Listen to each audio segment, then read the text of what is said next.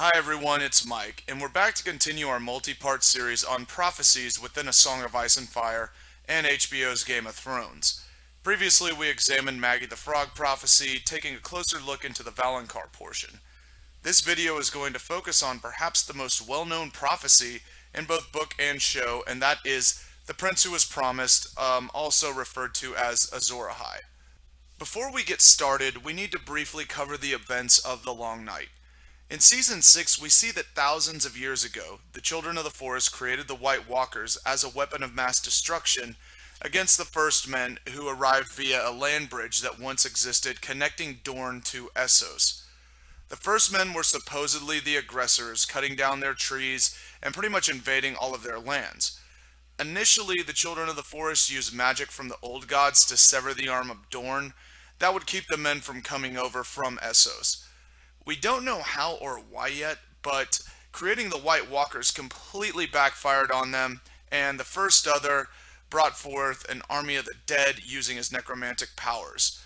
They pretty much wreaked havoc riding around on giant ice spiders, if you believe the stories from Old Nan, for an entire generation until the world was saved by a hero named Azor Ahai, or the Last Hero. There isn't too much recorded text that's been shown at this point to detail the Long Night, but maybe this is something that Sam unearths at the Citadel in that massive library.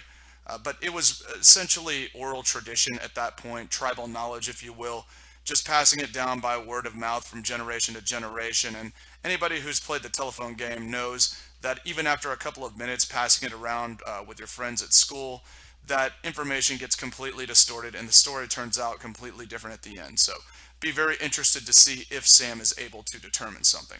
Now, Azor Ahai is an Essos-based character, while the Last Hero is somewhat of a similar guy in a Westerosi version. We also have similar stories to and from all over the world involving Haikroon the Hero, Yentar, Neferion, and Eldrick Shadowchaser, all who wield a fiery sword. In the Far East, the Yi Ti say a woman with a monkey's tail saved Planetos. It's safe to assume that the Long Night was a global event, just based on all of this. The question is, are all of these characters the same person, whose true story somehow deviated and adapted different versions based on the culture involved? The Prince Who Was Promised is somewhat of a messianic prophecy about someone who will save the world from an impending darkness. Drawing comparisons to the Messiah of Judeo-Christianity, the birth of this person is very similar to the birth of Jesus, in that it will be heralded by some sort of astrological sign. In Christianity, it was the North Star that was used as the astronomical sign. In The Prince Who Was Promised, it is a bleeding star that we have seen literal interpretations of, with the red comet shooting through the sky in both the show and the books. And there are also some other literal things that happen that we'll take a look at a little bit later on. There's a resurrection parallel too that's involved with one of the leading candidates to be the Prince Who Was Promised in Jon Snow, that draws close similarities to the resurrection that occurs in Christian text. So that's something to keep in mind as well. I've mentioned Azor Ahai in previous videos, but to recap, it is he who the Red Priest claim led the world of the living against the Great Other in the first battle for the Dawn several thousand years ago. He was wielding the fiery sword Lightbringer, which he tempered by plunging into his wife, Nissa, who, by the way, was completely on board with this, and that was a sacrifice that was made for the greater good. Melisandre states, "When the red star bleeds and darkness gathers, Azor Ahai shall be born again amidst smoke and salt, and wake the dragons from stone." This is also mentioned by Maester Aemon, but he refers to it only as the Prince Who Was Promised, and not Azor Ahai. Aemon seems to think that this Prince Who Was Promised will be a Targaryen because of a related prophecy by a Woods Witch. Prince Rhaegar was also a very big believer in this prophecy. Anecdotally, an interesting event occurred during Rhaegar's youth, where Rhaegar, after reading some scrolls, decided all of a sudden to become a warrior. Now at this point, he was more like a Samwell Tarly, just a complete bookworm, than someone who actually wanted to go out and train with swords. No one knows what he read, but perhaps it was an account of the Woods Witch slash Ghost of Highheart that alludes to the prophecy that the prince who was promised would be born to Rhaella and Aerys' line. This brother and sister marriage was arranged by their father, King Jaehaerys Targaryen, as a direct result of that prophecy. Maybe Rhaegar thought he was the prince who was promised at one point. I'm not sure. But Maester Aemon thought he was, and that we know. It's also important to know that Maester Aemon actually thinks that this is Daenerys. He mentions to Sam that the prince is pretty much gender neutral, and it's been misinterpreted this whole time because High Valyrian, their nouns are gender neutral. So it's been translated as prince, but very well could be a princess. Let's take a look at some of the signs that are tied to the different versions of this prophecy in the books and focus on our two main characters that could potentially satisfy this, those two being Jon Snow and Daenerys Targaryen. So for the first one, born amidst salt and smoke. Daenerys is born on the island of Dragonstone that is known to have volcanic activity and is surrounded by salt water, so literally satisfying both the smoke and salt portion. Metaphorically, she was reborn in the flames amidst smoke twice now. Jon was born amidst the tears of his mother, satisfying the salt portion. It's also stated that his wounds were smoking when he was stabbed and killed at Castle Black, and we also have another occurrence of somebody crying whenever he died there. Next, we have Blood of the Dragon, as prophesied by the Woods Witch. So now that we have had the big R plus L equals J reveal in season 6 for Jon Snow, essentially almost 100% confirming that he is a Targaryen, both of these are a natural fit, being that they are both Blood of the Dragon. Okay, on to the third one. Born beneath a bleeding star.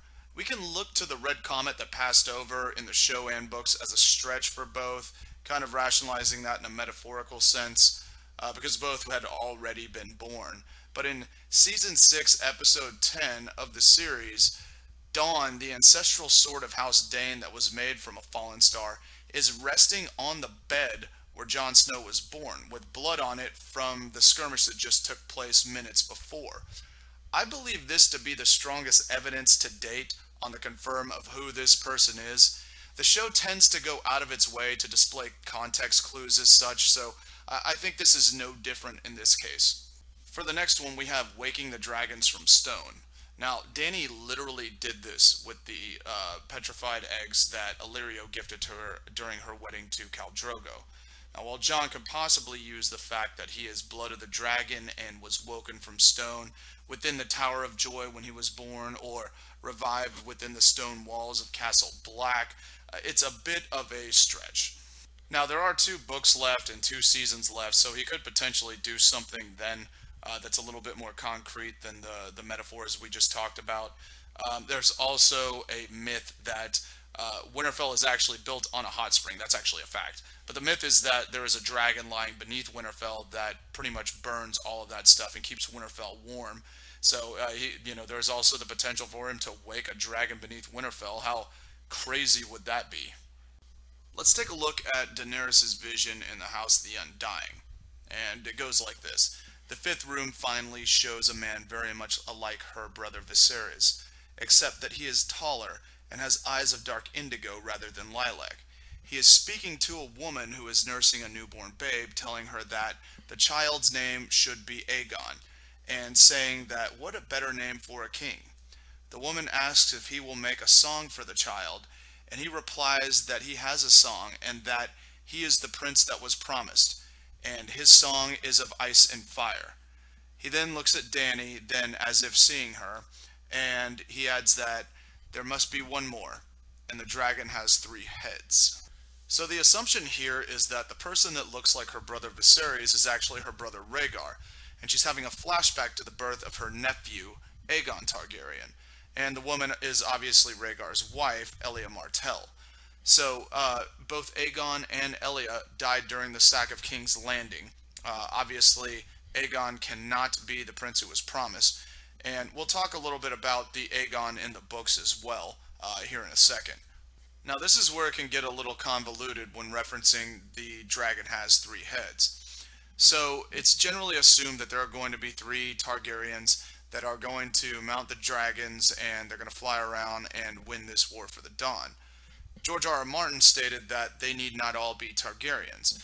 But is that semantics and the fact that Jon is Jon Snow and not Jon or Jaehaerys Targaryen, does that come into play? I'm not quite sure. Let's assume that Jon and Dany comprise two of the three. Who is the third? There are a few candidates here.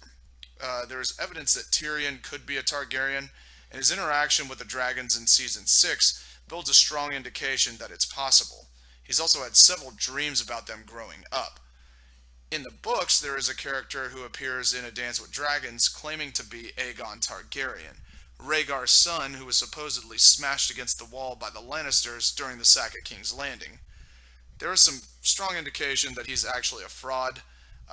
This would tie into the prophecy of Quaithe warning Dany about the Mummer's dragon, which means someone pretending to be a dragon.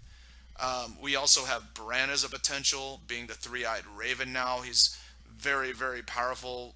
Actually, maybe the most powerful character in A Song of Ice and Fire right now. As for my prediction, I think this is Dany, Jon, and Tyrion. I think it's a very cookie-cutter scenario where they are. And whether or not they all mount dragons and fly around, I'm not 100% sure. But I think, in terms of a metaphorical representation, those are the three heads of the dragon. So, which Red Priest is right? Is it Dany or Jon? Both have strong evidence pointing to either. While I feel the scales are tipped in Jon's favor, it's hard to deny Dany's strong evidence as well. What if the prince who was promised in Azor Ahai are separate entities, allowing for both Ice and Fire to join to defeat the Great Other? My guess is that there are multiple heroes involved in saving the world, but Jon Snow is the prince who was promised, and the prophecy is a real one. In addition to this, I also believe that in the original battle against the Great Other, there were also multiple heroes involved, and that over the course of time, their stories were merged, bastardized, and what have you, and one cultural hero, depending on what part of the planet you were on, received full recognition for this. Much like it probably will be 3,000 years from now after this war is over. That wraps up our video on the Prince Who Was Promised prophecy. I'd love to hear your comments on who you think it is and why, or if there are other context clues that you feel are important that were left out. I'm going to be doing a few more videos this week, so please hit the subscribe button in the bottom left hand corner so you can tune in for those as well. Thanks for watching, and I hope to see you back soon. Take care.